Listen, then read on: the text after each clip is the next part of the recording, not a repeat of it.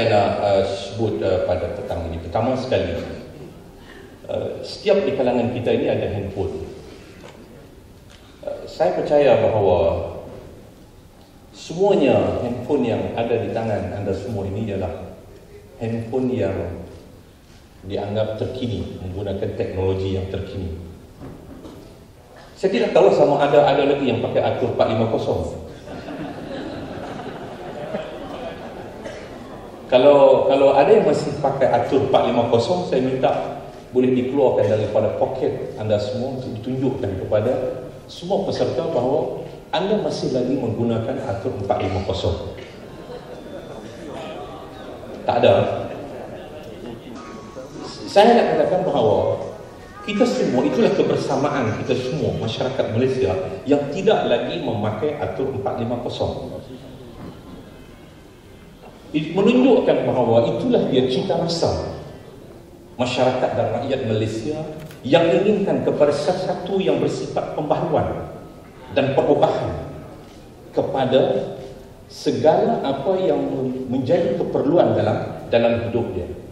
Begitu juga dalam soal politik, dalam soal politik negara kita ini, dari segi mood dan sentimen masyarakat, saya percaya bahawa seluruh masyarakat meletakkan UMNO dan Barisan Nasional setaraf dengan atur 450. Walaupun UMNO cuba melakukan proses yang dilihat sebagai rebranding, yang tidak bersifat re-engineering, tetapi rebranding itu masih lagi dalam rangka yang lama, masih lagi dengan fizikal yang sama. Dia tidak bersifat re-engineering. Jadi sebab itu masyarakat dan rakyat secara umumnya, saya melihat bukan dengan emosi, bukan dengan sentimen, tetapi dengan satu pemerhatian berasaskan kepada kajian-kajian yang telah dibuat berbagai-bagai pihak yang menunjukkan bahawa majoriti masyarakat dan rakyat Malaysia ini daripada pelbagai latar belakang kaum dan agama tidak lagi menerima UMNO dan Barisan Nasional.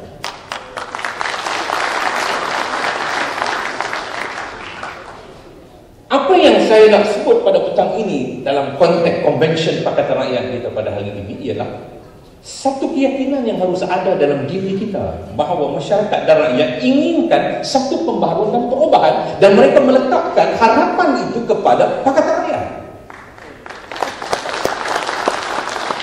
Ini yang harus ada keyakinan kepada pimpinan Pakatan Rakyat daripada tiga-tiga komponen parti ini, daripada pelbagai peringkat dalam parti ini, mesti ada satu keyakinan ini. Kalau kita tidak ada keyakinan, akhirnya kita akan jadi macam atur 450.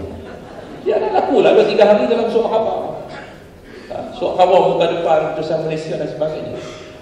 Sebab itu bagi saya, tuan-tuan dan saudara-saudara yang dihormati sekalian, kita harus membawa satu bentuk imej yang sesuai dengan perkembangan zaman ini. Ini merupakan satu perkembangan yang memerlukan kepada satu perubahan masa depan dan hala tuju Malaysia.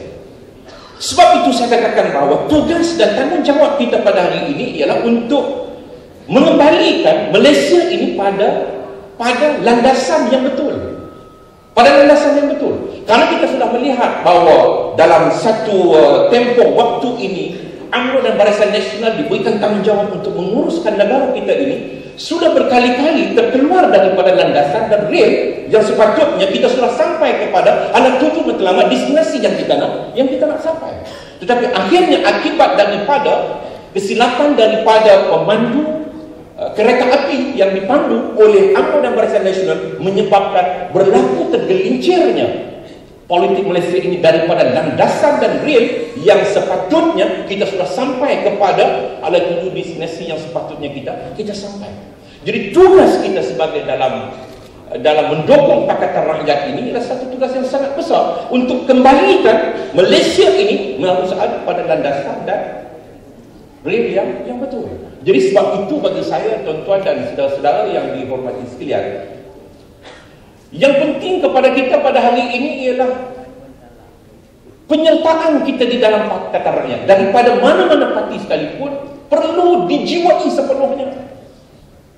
Masalah yang berlaku mutakhir ini yang saya lihat bahawa mutakhir ini yang tidak sepatutnya kita berada dalam suasana dan persekitaran yang mengizinkan untuk pelbagai pihak untuk menyerang kita dan kita berada di peringkat yang defensif ini, akibat daripada kita tidak berkeupayaan untuk menjiwai perjuangan ini, dan akhirnya menyebabkan ramai di kalangan kawan-kawan kita ini tumbang. Dan saya mengharapkan bahawa apa yang sedang berlaku, yang telah berlaku dalam Pakatan Rakyat ini, yang mempamerkan bagaimana watak-watak yang cuba untuk mengkhianati perjuangan rakyat ini, sebagai satu pengajaran kepada kita yang masih tinggal setia bersama Pakatan Rakyat ini, insyaAllah.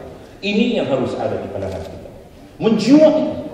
Menjiwai perjuangan rakyat ini merupakan satu yang harus diberikan keutamaan kepada kita semua.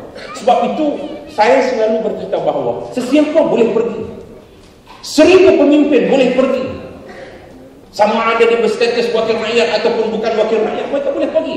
Tetapi jangan mereka mengharap bahawa perjuangan kita ini akan runtuh.